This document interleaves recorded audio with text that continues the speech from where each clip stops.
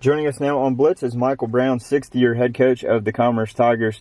Coach, first of all, thank you so much for your time. I really appreciate it. Thanks for having me. Absolutely, and you guys are so exciting to watch right now. 6-0. I don't believe we've seen a start like that in quite some time for you guys. How surreal is that to get off to this kind of start?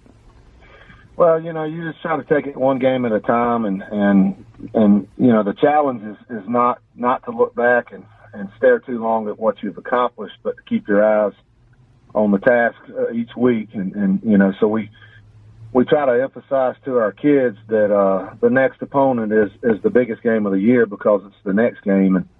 And we feel like that's been somewhat successful for us. And the real challenge is to come back every Monday and go back to work and focus on getting better at the things that you're doing. That's a mark of a great team right there and a great philosophy. And your offense, I mean, what can you say about them? I mean, we're talking about nearly 40 points per game, which is the best you've had since you've been at Commerce.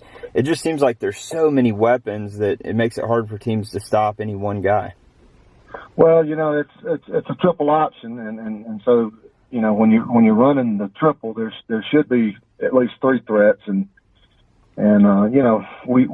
we can throw the ball well enough to complete a pass or two when we need to, but we've executed, and that's the key. When you can line up and you can execute this offense, it should present a challenge to the opponents. The problems that we have run into, and when we miss a block or we make a wrong call or we bust an assignment, then it's apparently obvious in those things, but it's all about being able to line up on Friday night and execute what you're doing. Yeah, and you got guys like Caleb Mason, Nate Ray, Dylan Deaton that have done a fantastic job in that triple option.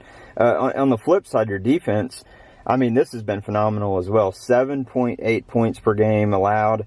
That's the top by a huge margin since you've been at Commerce, and you put together 3 shutouts. What can you say about the defense this year?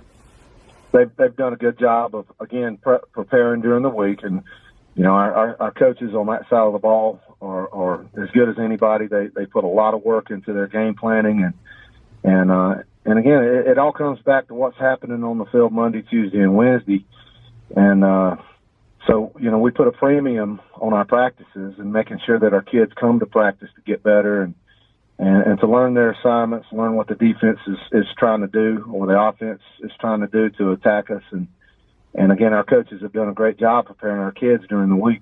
Yeah, and as you said, you've kind of kept these guys grounded by focusing on, that old cliche, one game at a time, and that's been hugely successful for you.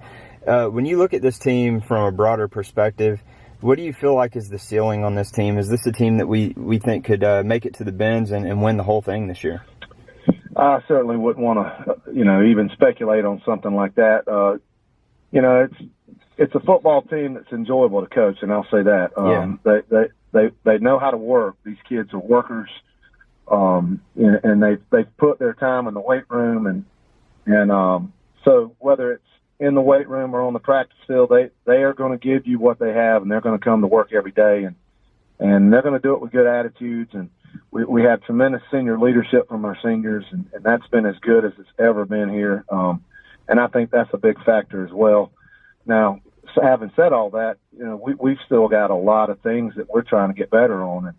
And if there's ever even the hint of complacency within the program, then you're setting yourself up for bad things to happen on Friday night. So we hope we're a hungry football team. We hope that we're chasing perfection, and that's kind of the carrot and the stick, because as long as you're chasing it, you may never actually achieve it, but you're moving in the right direction. Yeah, that's a great way to put it right there. And talk about, for those people who aren't quite familiar with, we've seen this a few years ago and it kind of went away, and this year it's coming back, is the region crossover game at the end of the schedule. Talk about how that works, what we're kind of looking at there, and the whole point of that last week. Well, it's what happens in Game 10 is the number one team from the South will play the number one team from the North. And then right on down the ladder, 2, 3, 4, and 5. So the reason that we decided to match them up in that manner is because in Class A, the playoffs are seeded based on your power ranking. Mm-hmm. So it's a little bit different formula than the other classifications. So our thinking was that by matching up against someone that's a little tougher, if you win, obviously you get a boost in your power ranking. But even if you lose, it doesn't hurt as bad as maybe if you got it, beat by a lower power ranked team.